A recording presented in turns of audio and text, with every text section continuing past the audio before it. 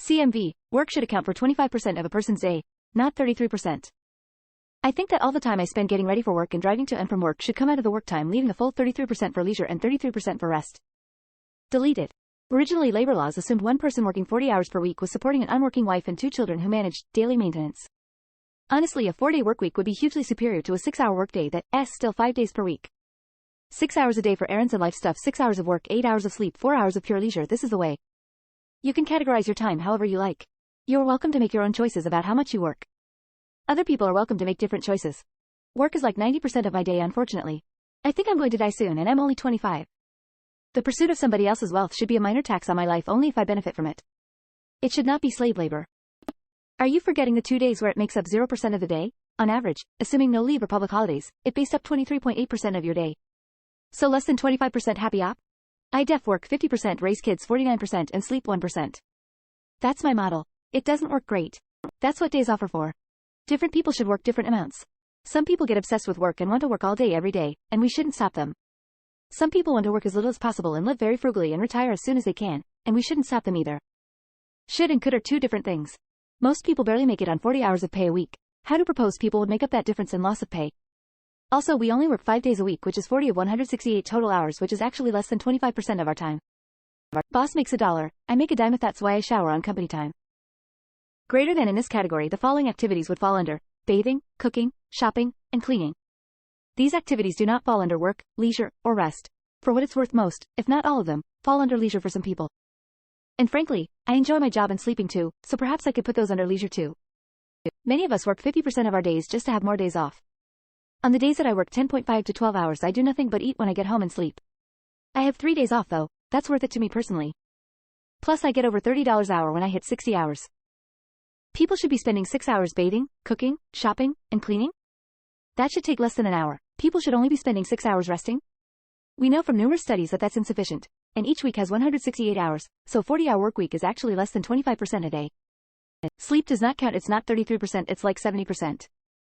Rest should count for 33% as adults need 7 to 9 hours of sleep, and then the remaining 66% could be decided equally between work and leisure and daily maintenance. And work time should also count for the time we commuting to work. So no weekends? Crazy how I just catch up on everything outside of work on the MF weekend. Work accounts for 23% of your life during the part of your life where you work full time. If you work in a school district like me, work accounts for 17.3% of your life. The current system is pretty great. Work is like 60% of the day. You work like 2 hours. You wake up and from that moment everything you are doing from then until 1800 is work related, commuting, working, etc., etc. In the evening you are so tired from driving hours to and from work and working all day that you no energy to do anything, so even your leisure time is destroyed. Not every thought needs OT be a Reddit post. So, who said leisure was a daily part of life? 33% work, 33% home, family maintenance, 33% sleep. Now, giving up some sleep time for leisure time is fine, but taking care of home and family needs comes before leisure. Cutting back on your means of supporting your family to have more fun time is insane. So we have a 5-day work week. Do the math on 40 hours out of 168 in the week. It is less than 25%. You aren't going to get 8 hours of leisure per day, but on your days off you can make up for it. Yes. 100% agree. Edit. As previous comments stated, not sure about the exact divisions of time, but there certainly should be time for maintenance, outside leisure time. Yeah, totally. Let's revamp the entire economy of the world because you're lazy. Most of daily maintenance is leisure. You're going to pretend taking a shower and tending to your hygiene is taking 1/4 of your day? You just want to watch YouTube and browse social media for a few more hours, don't lie. Alright, then explain your logic. If hours are not the issue and taking them away from the daily work schedule will not affect the overall pay, people get explain how this will work then. With the amount of breaks you get at work, like lunch, not having a lot of work, being late for things like the dentist, you see that you work less than 8 hours a day. Not just that, but commuting and doing unpaid work, including for the family. Dang. I'd love to get down to 33%. In sales, work is 13/24 of an hour in a day. Plus 1 to 2 hours if we have a customer show up right at close. Hang me. If you add in time to get ready and drive to work, it's probably half the day goes to work. Consensus is what it is for a reason. It's typically the preferred pay, work level. There are plenty in a range all around that though, which you're free to seek out. Daily maintenance is not some new thing that people suddenly aren't able to manage. If you can't, work should account for 25% of your day. Or maybe work on your time management. You are free to work as little or as much as you like, my guy. Water and beans, rice will keep you alive. If you count weekends, a 40-hour work week is about 24% of your weekly hours. I agree we should have less work hours be standard. But the flaw is in trying to arbitrarily divide time with percentages. You also left out an absolutely huge category for many people, which is parenting, childcare. Work is 40 hours a week out of 168 hours. That means it's less than 25% of a person's week in total, for what it's worth. 5 by 7.5 hours is 37.57 by 24 hours is 16,837. 5 168 equals 22%. 25% or far less. 33%. A 6-hour would be 33% because you need at least 2 hours a day to get to work and back. A day job starts when the alarm goes off and ends when you're back home. You need to think this through, man. What you're proposing is 2 hours less sleep than I already get. Since when is the duration of a workday designed for optimal human performance or flourishing? The duration is designed to maximize profits for the elites, my friend. Would you be open to changing your view for it to account for even less? Man, I work 50% of my day and I still don't have enough money for a house. You're ignoring weekends. This is where everything catches up to itself.